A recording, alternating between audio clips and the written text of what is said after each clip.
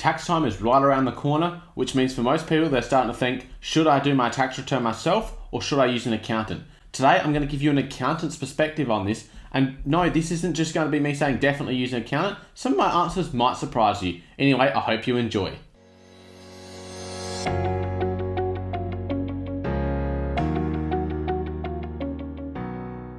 Hello everyone, my name is Ethan Rushok, and as I said, we are almost at tax time. It's almost the 1st of July, which means people are starting to think about getting their tax return done.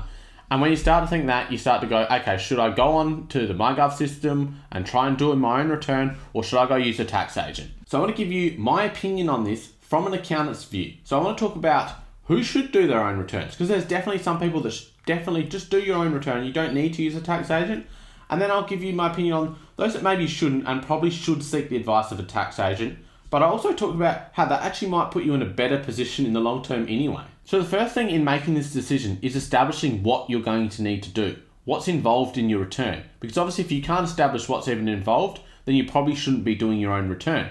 So you need to establish, are you just an individual taxpayer? You work for someone, you don't have anything else, it's just the wages and then some deductions against that. Do you have a rental property? So that's probably the most common thing that people would have next is, do they own a rental property? And then have you got any other investments? Have you got shares or do you have crypto? How does that work? Do you understand how that works? And then have you got a small business? So they're probably the 4 main things that you need to establish. So that's the what of doing the tax return. So you really need to establish the what of what is going to go in the tax return, because if you can't establish that, then how are you going to work out the how side of it? So what I'll do is I'll cover each of these 4 things and explain how they actually work when it comes to a tax return, or what kind of things that you would need to know. So if we start with individual tax return and we're just going salary and wage, so it's our employment income. So the income side should be really easy. No matter if you're using a tax agent or you're doing it yourself, it should be pre-filled, assuming that your employer is doing the right things through the single touch payroll system, and it's going to go straight into your return. So the income side is going to be really easy, and that also includes the tax withheld side. The other main part when it comes to wage income is the deductions that go against it. To do your own return, you need to have an understanding of how tax deductions work against employment income.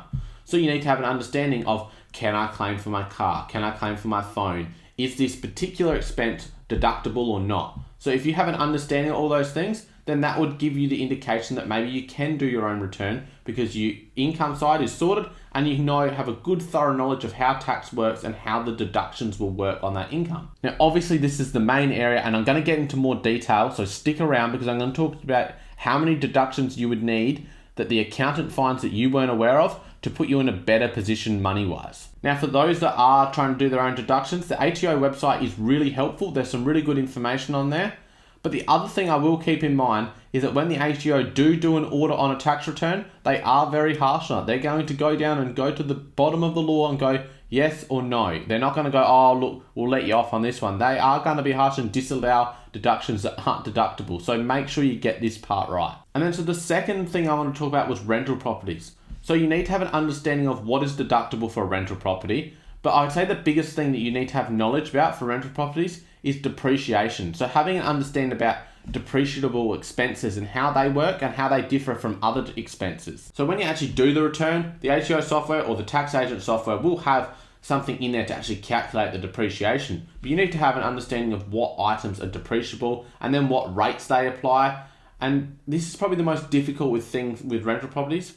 And also with rentals, the fact that things change. So there's been changes regarding depreciation a couple of years ago. Changes around travel not being deductible anymore. So you need to be keeping up to date with the latest tax laws on rental properties. So the third one is investments. So whether that's shares, managed funds, crypto, you need to have an understanding of how these go into the tax return and which different income events will occur from that asset class. So the most basic one that you're going to need a thorough knowledge of is capital gains. You need to have an understanding of how capital gains works, when it's triggered, and obviously how to calculate that, because you're going to need to be putting that in the tax return. But then you also need to have an understanding of, are there any other income events for that asset? So crypto staking is a real one that you need to have an understanding of. So I've done a video on that, so go check that out.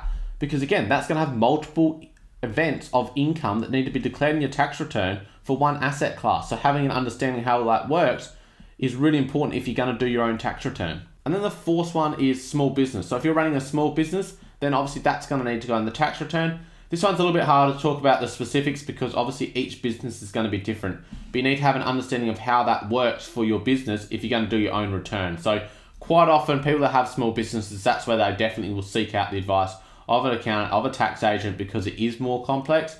But you definitely can do your own return if it's a real basic one, but just make sure you have an understanding of how it works for your industry. So now we've done the what and the how, let me answer the question of who should do their own tax return, because there's definitely some people that should do their own tax return. Now, obviously this is all going to be reliant on you having understanding of how to fill out the form through the ATO system. So if you're unsure about computers and unsure about filling out forms, then definitely don't touch it, go to a tax agent. But if you're confident, you're good at that kind of stuff, then these are the ones that should be doing their own return. So if you're under the tax-free threshold, you've just done a little bit of employment income, you've got nothing else, you've had a little bit of tax withheld, definitely do your own tax return. An accountant's not going to be able to get you any more back. You're going to get all of your tax back anyway.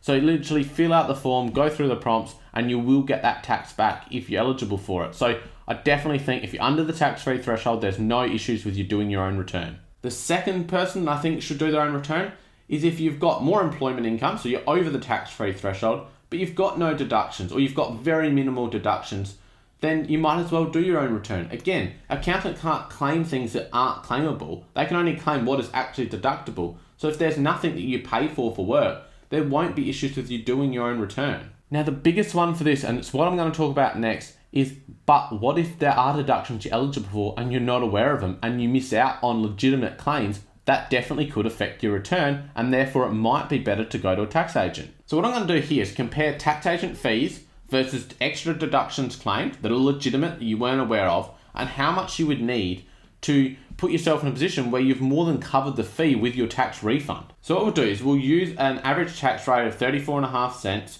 and we'll go with my business, Rooshlock Accounting. So we charge $79 for a basic tax return.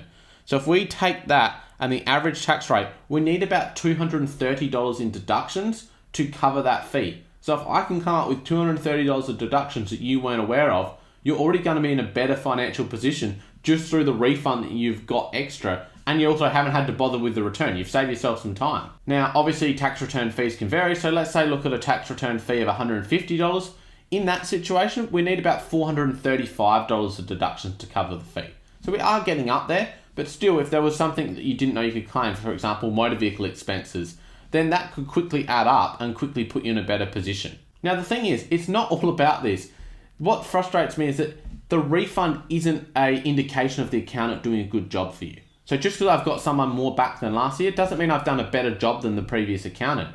What you're judging your accountant off is their knowledge, and have they asked you the questions? Have they answered your questions? That's probably the biggest complaint that I hear people say is they go, oh, the person I went to last year, they couldn't answer any of my questions. So make sure you got someone that actually has some knowledge on, can they answer the questions that you give them, not just answer textbook questions. Now, the other reason why you might want to use an accountant that goes beyond the savings on just dollars of refunds is the time it's going to spend. What's your time worth to you per hour? Are you going to spend, a couple hours filling out the form, and then how many hours are you spending researching tax-related queries to be able to fill out your own return? If you can normally earn $100 an hour in your business, for instance, or even $50 an hour, but you're going to spend 10, 15 hours researching tax-related law so you can do your own return just to save yourself $50, $100, couple $100 in tax return fees, are you really in a better position overall? So I think in summary, there's definitely some people that should do their own return when it's really basic and there's going to be no benefit to an accountant as far as there's nothing else they can claim.